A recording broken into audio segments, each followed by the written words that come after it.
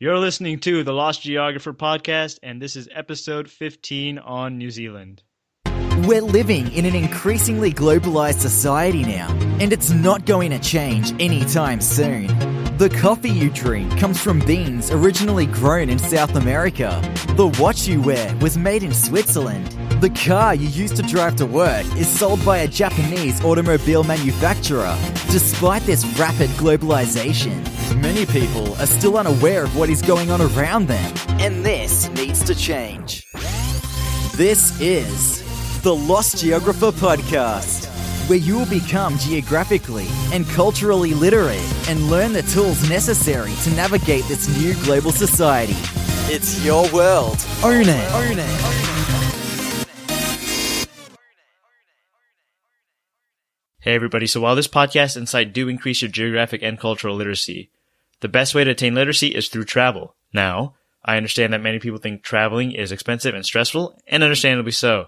However, it doesn't have to be this way. Traveling can be cheap and relatively stress-free if you know the right places to look for flights and already have an understanding of common travel mistakes. If you want to learn how, check out The Ultimate Guide to Smart Budget Traveling. It's a video course that will teach you how to save hundreds on your next vacation and thousands throughout your life by showing you how to make different rewards programs work for you and introduce you to sites that have prices you could have only dreamed of. I will show you how I've done things such as book transatlantic and transcontinental flights in the US for less than $10, and how I don't pay ATM fees anywhere in the world and withdraw money according to the exact exchange rate and not get ripped off. Want to learn more? Check out literacy.thelostgeographer.net for more information, and for a limited time only, I have taken off 67% of the course's original price to provide it to you for just $19 using the code SUMMERTRAVEL, all one word. Consider it an investment to learn how to invest in experiences to become geographically and culturally literate. Again, you can find it at literacy.thelostgeographer.net. What's up, everybody? Welcome to the Lost Geographer podcast, where our goal is to promote geographic and cultural literacy. It's your world. Own it. I'm your host, Rohit Amruthar, founder of The Lost Geographer. You can find us at www.thelostgeographer.net. And in this podcast, I'm really excited to have Sean from New Zealand. How are you doing, man? Great, thanks. What about yourself? I'm doing pretty well. And yeah, I'm ready to get this one started. Never been to New Zealand, so really curious to learn about it. So we're going to begin this podcast like we do normally. So tell us about you, where you're from, and where all you've lived. So I've lived in New Zealand my entire life, obviously, and I've lived up in Auckland. So that's essentially, I guess, the most populated area of New Zealand, and gone through New Zealand quite a bit myself. You're in Germany right now as well, right? Yeah. And how long have you been there? I've been here for about 3 months now. Okay, cool. So on to the questions about New Zealand. What kind of manners and etiquette do you guys observe that you notice maybe foreigners don't observe, or that you notice are different from what you've seen in Germany or in other countries you've been to? So maybe one of the biggest ones we actually have is a little bit like how I'd compare to America, for example. So when you go to a place in America, you just say, oh, I want a coffee with no milk and sugar or something like that, and you just order it. But in New Zealand, you wouldn't just say that. You'd say, hey. The next person would say, hey, how are you? Good, thanks. How's your day? Oh, pretty great. So what do you want? A coffee. What kind of coffee? Oh, a coffee with no milk. And it's like, oh, do you want some sugar with that? Yeah, sure, I have sugar.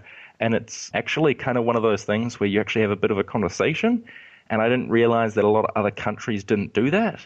So one of the first things that I was told when I was traveling overseas is to say, you don't ask people how you are necessarily, say, for example, in Germany, and say, you wouldn't come up to them and say, hello, wie geht's? You wouldn't say, how are you? Because that's implying you actually want to know about their day as opposed to a friendly greeting as such. So that's, I guess, one of the main ones I'm aware of. I guess one other is actually interesting is that smoking in New Zealand. We've actually increased the price a huge amount. So the last time I heard it was like 24 New Zealand dollars, maybe like 16 euros. So our boxes are hugely expensive and they cost a lot of money. But the great thing is that we reinvest it to support people in quitting. So we actually have very little people actually smoking at all in New Zealand, and it's kind of frowned upon when people do it. And even more so, Wellington, I believe it was in the news, is planning to be smoke-free by 2020. Obviously, it's not every single person, but there's like down to a percentage of something like 2% of people still smoking in public. So it's actually quite interesting because when you come to other countries, smoking is much more part of the culture. So when I came to, say, for example, Germany, I was actually surprised by how many people would just smoke because I never see people smoke. And when they do smoke, it's not one of those things that is seen as a everyday situation. And in New Zealand, when you smoke, are people more mindful of where they blow their smoke? Are they more considerate of that? Definitely. Yeah. So people would, well, always go outside, but they'd always say, go, for example, to the side of the building. So it's not going to actually be blown smoke into people walking by, or if they're at a cafe, even if the cafe is outside, I've seen a lot of people just walk away, walk to the side of the cafe, to the back side or something to have some smokes. Because honestly, it's one of those things in New Zealand, it's not seen as a good thing, because I like to think that, I guess, New Zealanders try to be quite healthy, and a lot of our stuff is still quite natural, and we grow a lot ourselves. So it's, I guess, a different mentality to some degree. Right. I noticed that too, because in America, especially among my generation, the younger generation, smoking is more frowned upon as well for us. And we are a lot more considerate when we're smoking around people. And that's one thing I noticed in Europe is like, no, people just smoke. Nothing inherently bad about that. It's just that that's how they are, and it's more accepted there. Yeah, and it's just really part of the culture. It's not anyone that's really different. It's just what they're brought up with and what they know themselves. So all I know is that, say, for example, when I got to Germany, someone said, oh, have you smoked before? And I said, no. And I said, well, I mean in your entire life? And I said, no, I've never smoked in my entire life. And it was just a huge surprise. It's like, well, yeah, it's a kind of common thing. But I guess this is happening for America as well, I guess, to some degree. Isn't America the main place that tobacco comes from? Yeah, actually, my home state of Virginia is where they discovered tobacco, and it is the cash crop of Virginia. So cigarettes are actually really cheap here, and cigarettes are extremely accessible as well. However, it's kind of seen as more of a lower class thing to smoke. It's more of like a poor person thing to smoke, so people judge it in that way. Ah, oh, yeah. Wow. And are you allowed to just advertise cigarettes at all? No, I don't think so. I haven't seen any cigarette ads. Yeah, I don't think so. And like in America, you're also not allowed to have advertisements of people actually consuming alcohol as well. Really? Yeah. Wow. Like if you have an advertisement for a beer, you can't be seen drinking it. That makes things really tough. Yeah. And what about the cigarette boxes? Do they just have the standard packaging? Yeah, they have standard packaging. The one thing I'd noticed that I'd see in European countries as opposed to American cigarette boxes is that in European countries, it'll say smoking is deadly or smoking can be deadly. We don't really have that in America. Or if you do, it's in small print. Yeah, it's quite different. Like for New Zealand, last I remembered, our boxes are unlabeled. They have like some big warning at the front, and then they have like a picture of like a diseased lung or like someone's teeth falling out on the back of it. So it's not exactly the most appealing thing, but also they're not allowed to show the boxes at supermarkets or anything. They must keep it hidden at all times unless you specifically request it, and then they'll take one out for you. So you can't just go up there and know, oh, I want this particular box, and like just see it and take it off. You actually have to request it, and then they'll take it out of like a locked area or a cabinet or something like that and give it to you. So we're stopping cigarettes quite a bit. Yeah, interesting. I mean, in America, you don't have direct access to a cigarette. You have to go up to a customer service rep or a cashier and ask them for the cigarettes. Oh, really? But you can also, you can see what brands are there, though, so it's not as cryptic as in New Zealand. Yeah, exactly. We kind of like put this like a giant maze around trying to get a cigarette. So, you know, all this, including high prices, people just have to quit because it's to the point like I know my friend has quit, not because he wanted to, just because he spends so much money just buying cigarettes. And he was just like, honestly, it's something like $3,000 a year that he ended up saving just by coming off cigarettes. And he's like, you know, it's just worth it because that's like a trip to like Europe and back, and like for 3 weeks, he's like, honestly, that's just too much money. So he was just like, you know, might as well quit. So yeah, that's actually quite interesting. But yeah, I see a lot of other countries actually increasing their prices as well. Like Germany is trying to do something similar, I think. So they've been increasing their prices slightly, but it's still quite cheap. So in America, New York raised the age of smoking to 21. Really? Yeah. What is the age to smoke? What is the age to drink, sorry? In all of America, except for Puerto Rico, which doesn't really count because it's a territory, but it's 21. And for smoking, it's either 18 or 19, depending on the state. Mostly it's 18. But New York City, inside the city, it's 21 to smoke cigarettes or tobacco. I guess that's always one thing I found strange myself is that each state can have completely separate laws from the state right next to it, although they're all part of the same country. And I'd never think about that happening in like little old New Zealand, having like North Island and South Island with two different laws for each one. Or yeah, that's because the founding fathers in America wanted to distance themselves from the monarch of England, and they wanted to really spread laws out over the entire country. They didn't want to concentrate one lawmaking body that determined everything for every state. And so kind of going back to what you said about having conversations when you go and buy something. Yeah. Would you say that it's easy to strike up a conversation with a Kiwi? Maybe you're sitting at the bus stop or a train stop. Yeah, easy. I just say to someone, hello, how are you? It's like, oh, good, thanks. So how's your day? And they're like, oh, yeah, sure, why not? And they'll just chat to you. Is that not possible in America or anything like that? No, it is possible in America. It's just not in Germany. Oh, right, yeah. Yeah, because I know, like, I've asked someone beforehand, I was like, oh, so do you know if the summer is always like this? And they're like, oh, yeah, I guess so. It's a little bit like this. And then they'll just answer the question and just stop. Yeah. Just be like, oh, okay, I guess you don't want to talk. But in New Zealand, I guess it really depends on the person. But more often than not, people are really open to just chat to you if you are there. So, yeah, one of the things that I found that was different is that, say, for example, I go to a cafe. As soon as I sit down, there's a jug of water put on my table, cups for everyone, and I just pour the water because water's free there. If you have any restaurant or any place that serves any kind of beverage or any kind of food, they must be able to provide free water. So one of the things I did is, say, for example, I go to the movie theater. I said, oh, can I have a thing of water? And it's like, oh, do you want one of the bottles there? And I said, no, I'll have some tap water, please. And I said, okay. And they'll just pour me a big thing of tap water and just go into the movie theater like that. Yeah. Because bottled water for us is quite expensive, but you can just request tap water wherever you go. So it's quite nice in that kind of respect. Yeah, you can do that in America too, but I noticed in Germany you can't. Yeah. Yeah, I tried so many times. I'm like, oh, can I have some tap water? And they're like, I'm sorry, there's no tap water. But there is bottled water or bubbly water if you want that instead. And you're like, well, I kind of just really want tap water, but they don't have to serve it to you at all. So it's their choice if they want to give it. So is that kind of thing in America at all? No, you're entitled to water wherever you go. It's like tap water. Really? It's not even tap water sometimes. I mean, it's usually filtered tap water. I mean, you can buy water bottles and everything, but you get filtered tap water usually.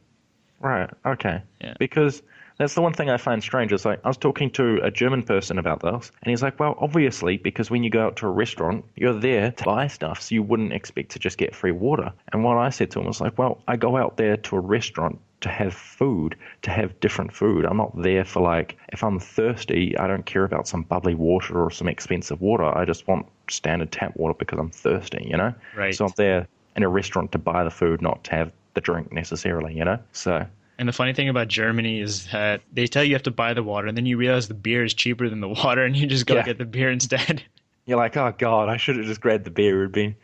Beer is so cheap over here. It's ridiculous. And it's actually not that bad either.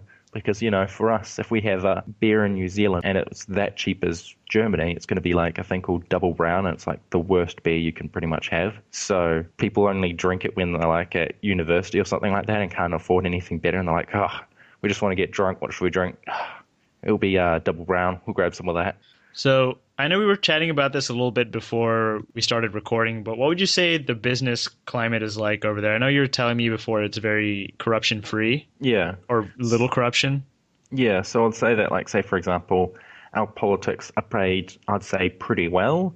So there's very little corruption in that sense. And the police force, like, you'd never be able to really bribe them. There just really isn't that kind of corruption. But it also comes with, I guess, the size of the country to some degree as well. Having 4.5 million people, it's quite different, and it's quite a young country as well. So it's not one of these countries that may have had a dictator beforehand, for example. It's quite new, and it was settled as a democracy and newer ways of thinking. So that's, I guess, in that sense, yeah. And so would you say that there's a lot of, let's say I wanted to start a business in New Zealand, would you say it's very straightforward, simple, or do I have to go through a lot of bureaucracy? Or I'd say that it would be pretty straightforward. All it would be sending out, like, you could just start a company and that's it. But if you want to have, say, for example, limited liability, so it's, a properly registered company, you'd have to sign out some paperwork, send it through, maybe pay a bit of money, and that's about it. I mean, it's just standard protocol and all that kind of stuff and copywriting your logo. But to be honest, in respect for New Zealand, if anyone was going to start a work up there, I'd say to them, well, either they must really love the country and want to stay there because of it, or say, for example, there's a real opportunity in the market because New Zealand really isn't the place to be making lots of money because it's just not accessible to, say, for example, the rest of the world, but there's also not the population there. So, for example, if you start up a company in Germany, you've got access to such a larger population and a lot more money and wealth in the country. And something like New Zealand is quite small still. So although money can be made, it's not the kind of same amount or the huge international companies you'd see as well. And say, for example, one thing to know is with New Zealand, I guess it's different to America, where we have 3 different categories of tax. So you make up to, say, for example, I'm not sure exactly where the numbers are, but it's, say, for example, 30,000, 40,000, and 60,000. So at each gap you get there, any money you make over that percentage or that threshold gets taxed at a higher bracket. So say, for example, if I made like $40,000, that like, say, for example, $30,000 will be taxed at a lower bracket, but anything above that extra 10,000 will be taxed higher. So it means that if I make $1 million, that money gets taxed heaps. Mm-hmm. So I guess it's different in America where I think you only get taxed up to a certain dollar amount. Would that be right? No, we have tax brackets as well. Oh, nice. So you can it's all percentage based and you could be taxed, say, for example, $500,000 if you make $1 million a year. Yeah. But I mean, I don't think it would be that high, but I mean, I'm not sure. I don't have the exact numbers down. I only started in business as well. I can't be thinking about $1 million. But you have to think big, man. You have to I know. But not in terms of paying taxes. Right. Okay. Yeah. So I guess it's different into so we've got the 3 tax brackets. So it makes things quite nice, but it's different to, say, for example, Germany, where I think that if you're actually with a partner, you get a lower tax bracket, and if you have kids, you go into a lower tax bracket again. With us, it's like, we don't give a shit. You're just going to get taxed the same amount, whatever.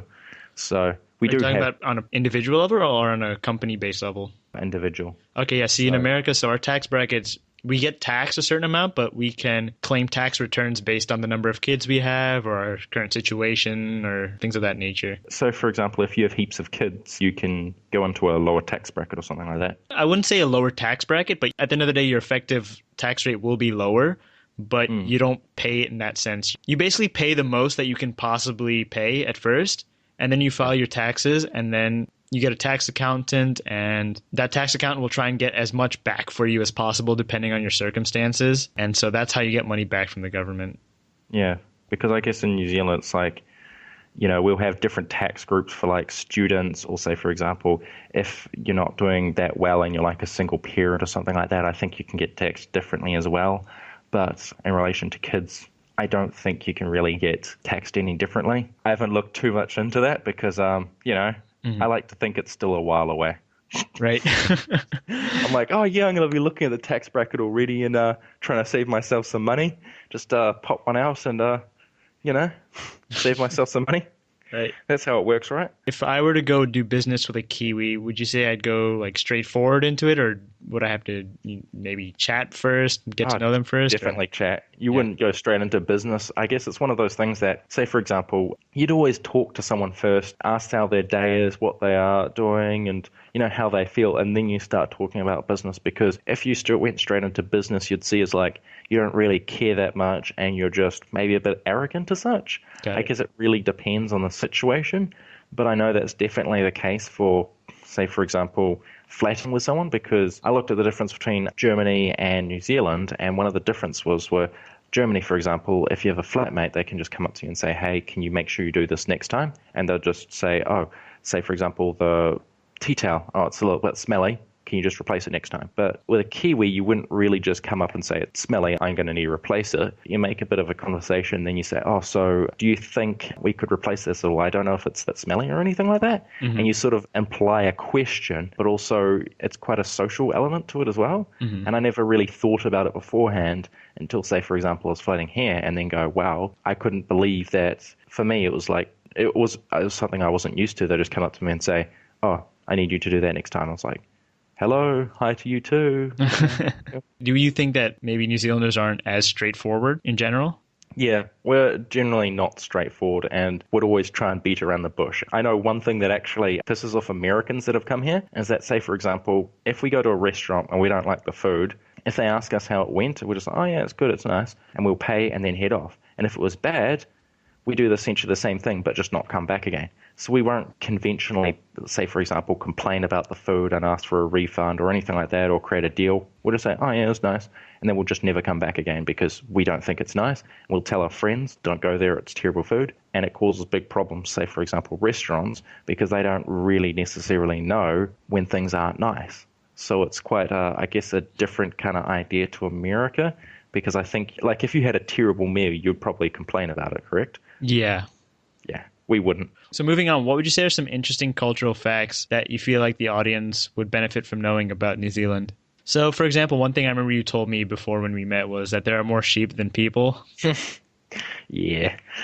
So I guess that's one of the stereotypes a little bit about New Zealand. And yeah, of course, it's true. We're kind of seen by Australians as sheep shaggers to some degree because we've got so many sheep. And yeah, I won't get into that anyway, but we've got more sheep than people anyway. And yeah, I think it's something like 4.5 million people at the moment in New Zealand. So if there's more sheep than people, that's quite a large population already. So I guess that's one thing that's also interesting to know. One other interesting cultural thing to know is that there's no orcs in New Zealand either, and Sauron and Mordor aren't here either. So that's one question I'm usually asked. So yeah, that's one thing to know. There are no what? There's no orcs. Orcs, like in Lord of the Rings? Yes, because you wouldn't believe the amount of times. Like, the thing is that joke was funny the first few times, but, everyone asks it now. They're like, oh, Lord of the Rings, you've got, Mordor. How's the orcs over there, And it's like... Oh, no. Yeah, everyone asks the same question. You're put on this grin and you're like, oh, that's funny. But you're like, oh, my God. You're, dying a little bit inside because you've answered it so many times, so... Yeah. I don't know if that really is a cultural thing, but it's good to know that we've heard it many times before. You might think you're original, but we know you've seen it from TV or a comedian. It's not the first time we've heard it. Yeah. And what else about culture? Well, in New Zealand, we do have Maori people, so there's the native people of New Zealand. And say, for example, in New Zealand, we like to think that we do treat Maori people really well in the sense that we've given a lot of land back to them. Some of the foreshore and seabed we've given back to them, and we've got, say, for example, local iwi in different areas of New Zealand. And if we're going to be constructing, say, for example, a bridge or put a big construction somewhere, you'd have to consult the local tribe there before you did something of that kind of magnitude. So I guess that's one thing to be aware of. So we do actually work together with the native people there, and we're all integrated together. So there's not really a big cultural divide between the Maoris and the others? There's no real, say, for example, division as such, or any racism really, in any respect. I like to think New Zealand is relatively racist-free, and we don't really, say, for example, if we saw a Maori person, we wouldn't really think anything of it, and there's no segregation as such. And yeah, we just really live together as such. And so just curious, why was New Zealand settled by the British? What was the purpose of them settling in New Zealand? I'm not quite sure on this. I'm terrible with my history, but if I was going to try and recover something from my mind, I'd probably say it was because of resources and just exploring the world. So one of the things they did when they settled in New Zealand is they chopped down a lot of trees and sent a lot of wood back to the UK, because obviously New Zealand had a lot of resources. So just taking resources back to the UK is a great idea. So would you say that kind of as a result of that, and because maybe New Zealand is so geographically isolated, would you say that most New Zealanders are of English descent? I would say so. Most are just English descent. We're getting a lot of more, say, for example, Japanese and Chinese people coming into New Zealand at the moment. But I'd say that most of them are of English descent of some sort. There's no such thing as really, say, for example, native New Zealanders as such, because the Maori people they originally came from the Pacific Islands as such and came to New Zealand. So before them, we had something like the Maori-Oris that were living there, but they got wiped out when the Maori settled themselves. So it's one of those things where New Zealand is quite interesting from that kind of point of view. And one of the things that are interesting to know about New Zealand is that before humans brought all this stuff on, New Zealand didn't actually have any predators. So we didn't, say, for example, example, we had a moa, which is just like a giant ostrich, but it had no real self-defense mechanisms. Our kiwi, for example, is just a giant ball of fluff with a beak, and it's not able to fly either, and it's just not really able to defend itself. So we've introduced a lot of different animals to New Zealand. Say, for example, stoats that are destroying our forests at the moment. We've also introduced rabbits, livestock, rat, all those kind of nice things that got brought into New Zealand, like cockroaches and all that. And the only thing that's really venomous and can bite a human is a white-tailed spider. And it's the only poisonous spider that can bite a human in New Zealand, and it came from Australia. Yeah, I was about to say that's the complete opposite of Australia. Yeah, exactly. New Zealand is the nice place that's like completely like deadly things free, and Australia is the like place that just has everything deadly and Australians. So, you got to be careful there. And so would you say that when the British came and settled and over generations that they integrated certain parts of Maori culture into their culture? And could you give examples maybe? I'm not really sure about Maori influencing the European mindset that much. It was really the other way around because, say, for example, Maori, when we settled here, were originally very community-based, and they'd have different towns but be quite isolated. And I guess you'd say, for example, there'd be their local tribes. They'd have tribes all over New Zealand, and they were very community-driven. And since then, we've push them more into a European kind of mindset where they're integrated as part of society. There isn't the same community behind everything there. And it's quite the European ideology where you're making money, you're getting things back, and it's not really being part of the tribe and, say, for example, being there all as one big family as such. So I guess that's one of the major things. But it's interesting to know that I believe the idea of trench warfare was designed by the Maoris when first coming to New Zealand. You have to look it up, but I'm pretty sure it is. And the idea is that, say, for example, when we came to New Zealand,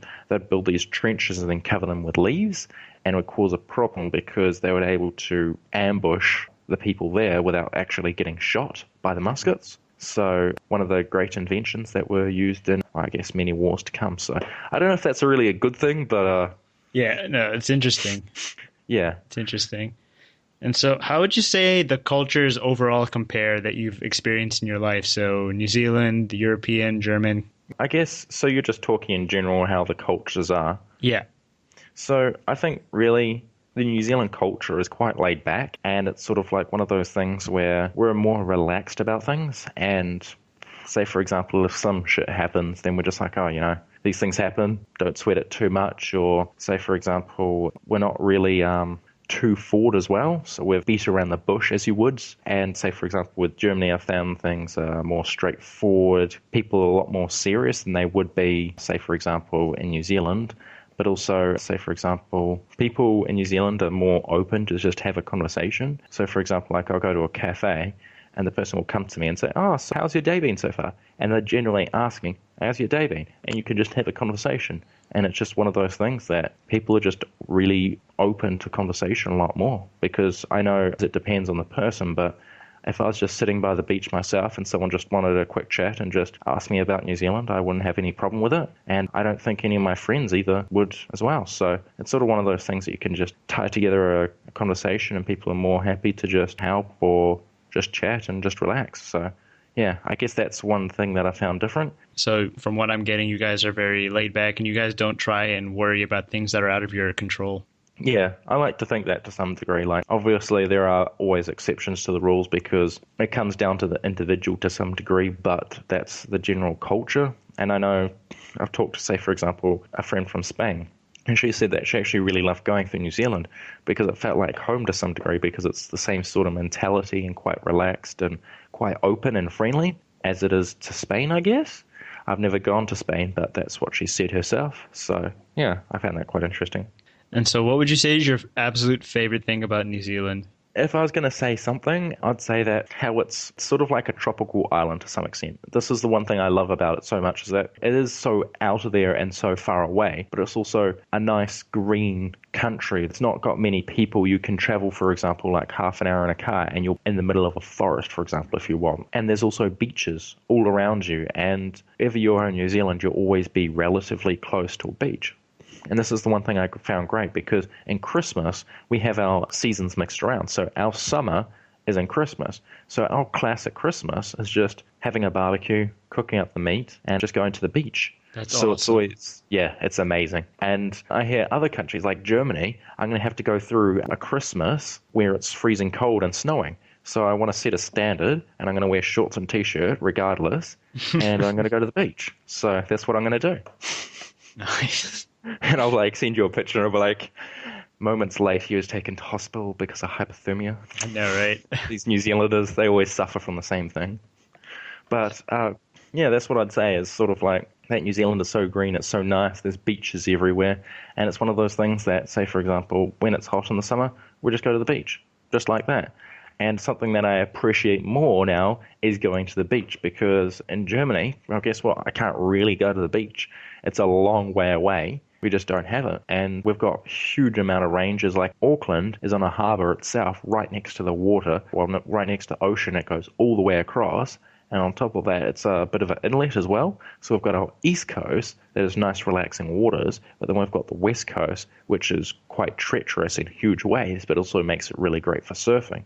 And also, by the way, I don't surf and don't know how to surf. A lot of people have actually asked me, oh, so New Zealanders know how to surf? And it's not the case. We don't know how to surf. Just because there's water everywhere doesn't mean we all need to surf. And I know New Zealand is definitely known for its beautiful nature. I mean, look at Lord of the Rings and The Hobbit, you know. Yeah. And all the orcs in New Zealand, of course. Yeah. Yeah. Oh, man. But yeah, I know it's one of those things that Lord of the Rings was actually really great for our economy because people realized how nice it actually is and actually made us appear on maps as such. Because I know one of the things I've seen a couple of times myself is that when there were drawings, like I watch obviously a lot of American and English films, and often things I'd see is when they draw the map, they didn't have New Zealand there. And they're missing New Zealand. And I was like, come on, guys, where's New Zealand? And it's just because it's so small, but also a lot of people didn't know about New Zealand as much.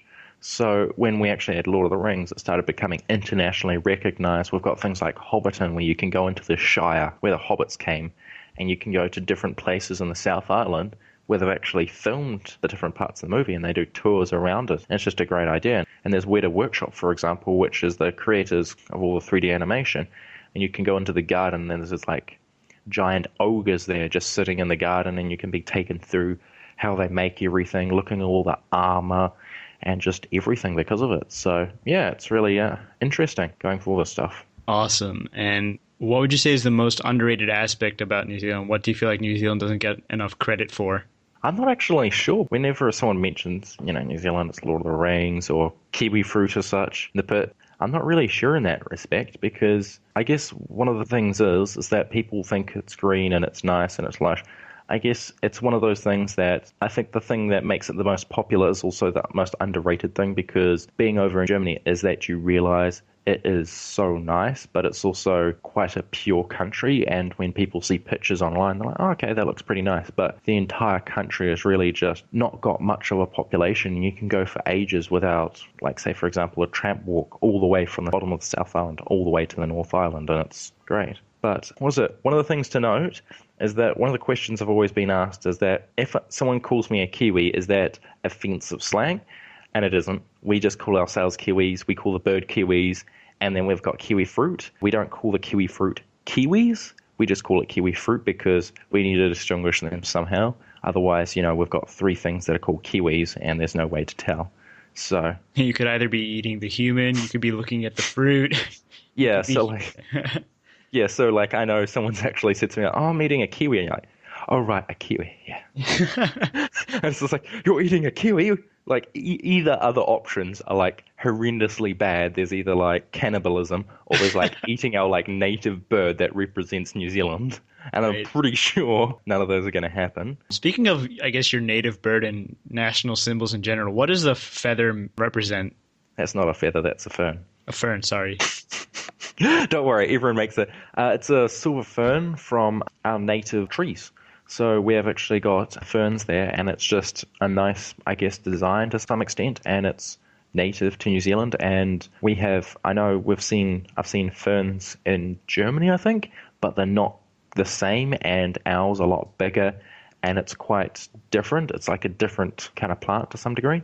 So we usually use that for everything as such. And I guess it's quite a simple but kind of elegant style as such. It's different to having like a kiwi on there, like a little bird and all that kind of stuff, because like a silver fern kind of represents New Zealand, where a kiwi fruit is just something you wouldn't have as a logo for New Zealand. And like the bird kiwi is kind of like a helpless bird that sort of wobbles around.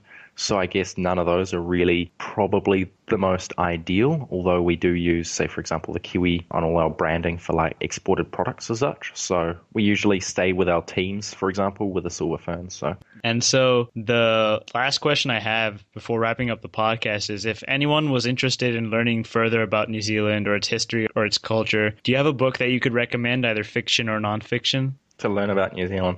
Not really, to be honest. No. Like, we've got some books, but say, for example, one of the most famous ones in New Zealand is called, like, Harry McCleary. If any New Zealander actually hears this, they'll know, oh yeah, I know that book. But other than that, I don't know any real books. I'd really just suggest come over here and travel, because it's completely different to read it in a book to actually travel. And one of the best things about New Zealand is that we do really support our tourists coming over here. And one of the things that we're doing a lot, which is very different to Germany, for example, is that we have free bathrooms everywhere. We have free toilets. Anytime you see a park, chances are there's a toilet there, and you can just use it. And that's one of the things I miss the most, because I went for a walk for 3 hours and I needed to go to the bathroom. Guess what? I didn't come across a single toilet. I had to go to a restaurant, pay for some stuff, and actually use their toilet instead. Where here, there's free toilets everywhere. And we also have freedom camping. So essentially this means that if you get a camping van, you can just park there. No problem, no charges, you just park there. And there'll be a local toilet next by. You just use that and just stay in that parking lot. So it's one of those things that we do really facilitate people actually coming over and just enjoying themselves. So yeah, I definitely recommend you come over at some stage. Cool, man. Well, Sean, thank you so much for being on this podcast. It was really interesting for me. It was a bit on the longer side, but definitely a lot of content that I learned that was interesting, and I'm sure the audience would be very interested to know. So again, thanks, man, for being on the show. Oh, no problem. Anytime. And to the audience, hope you enjoyed this podcast, and stay tuned next week for another one. And until then, it's your world. Own it.